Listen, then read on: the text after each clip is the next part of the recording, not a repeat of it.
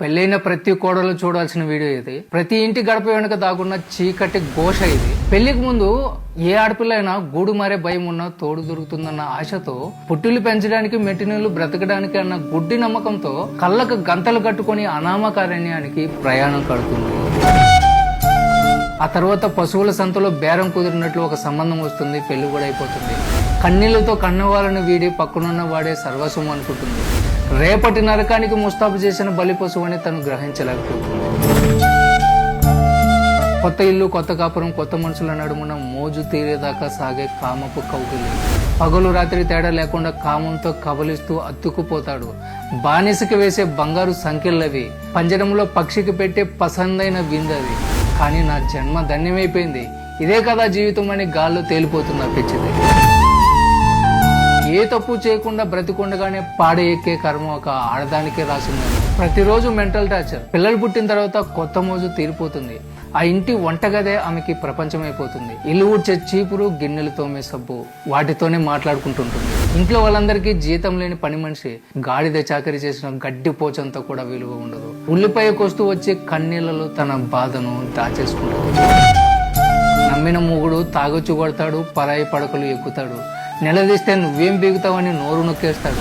ఇంట్లో వాళ్ళు కూడా వాడికి వత్తాసు, తప్పు వాడిది, కానీ నరకం మాత్రం ఏమిది. దెబ్బలు ఒంటి మీద పడితే మానిపోతాయి, కానీ అక్కడ పడేది క్యారెక్టర్ మీద. ఇదంతా భరించలేక కన్న వాళ్ళకు చెప్పుకుందామని పుట్టింటికి వెళ్తే అక్కడ కూడా వెన్నుపోటు. సంసారం అన్నాక ఇవన్నీ మామూలే కదమ్మా, సర్దుకో అంటారు. ఏం సర్దుకోవాలి నాశనమైన జీవితాన్ని?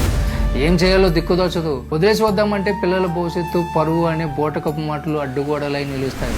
చావలేక, బ్రతకలేక ముందు నొయ్యి వెనక గొయ్యిలా తయారైపోతుంది. అసలు నేనేమన్నా తప్పు చేస్తున్నానా అన్న భయంకరమైన అనుమానంలోకి వెళ్ళిపోతుంది. ఇవన్నీ భరించేలోపే ఆమె సగం జీవితం సంకనాగిపోతుంది. పిల్లల చదువులు, వాళ్ళ పెళ్లిళ్ళు, ఈ గొడవలు అసలు తను ఎవరో మర్చిపోతుంది. అసలు తను చేసిన తప్పేంటి? మోసం చేసిందా? ఎవరైనా చంపిందా? తన జీవితం మొత్తంలో భారీగా మొగుడు దగ్గర కోరుకునేది ఒకటే, తనతో కాస్త సమయం గడపాలి, కాసేపు ప్రేమగా ఆమెను పలకరించాలి, అంతే. అంతకు మించి ఇంకేమీ కోరుకోదు.